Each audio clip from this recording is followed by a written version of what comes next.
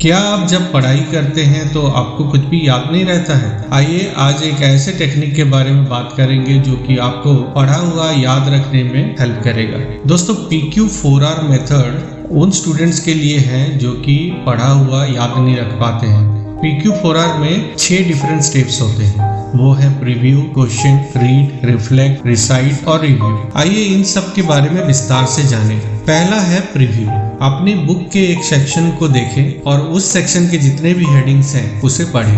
हर section के पहला और आखिरी पैराग्राफ को पढ़ें। अगर कोई डायग्राम्स और पिक्चर्स हैं तो उसे देखें। पिक्चर्स के नीचे दिए हुए कैप्शंस को पढ़ें और पिक्चर्स को अच्छी तरह से देखें। इसमें आप एक अनुमान लगा सकते हैं कि इस चैप्टर में क्या क्या कवर हो रहा है। दूसरा, क्वेश्चन। रिव्यू में जो कवर किए उसके बारे में सोचो। उसके बारे में अपने आप से क्वेश्चन पूछो। क्या आप पहले से ये जानते थे? इस चैप्टर में कौन से पॉइंट्स के बारे में बात हो रहा है? आप क्या एक्सपेक्ट कर रहे हैं इस चैप्टर से? ये सारे क्वेश्चंस आपको अगले स्टेप्स में हेल्प करेंगे। तीसरा, रीड। अब चैप्टर को पढ़ें और इम्पोर्टेंट आइडियाज को नोट करें। बुक्स में इम्पोर्टेंट पार्ट्स को एक मार्कर से हाईलाइट करें। आप कुछ नोट्स भी लिख सकते हैं। बुक्स के मार्जिन एरिया में उसे लिख सकते हैं। अगर आपको बुक में लिखना अच्छा नहीं लगता है तो आप एक नोटबुक में उसे लिख सकते हैं। चौथा, रिफ्लेक्ट। जो आपने पढ़ा उसके बारे में कुछ टाइम सोचें। जो सेक्शंस उस चैप्टर में कवर किए गए हैं वो एक दूसरे से कैसे रिलेटेड है?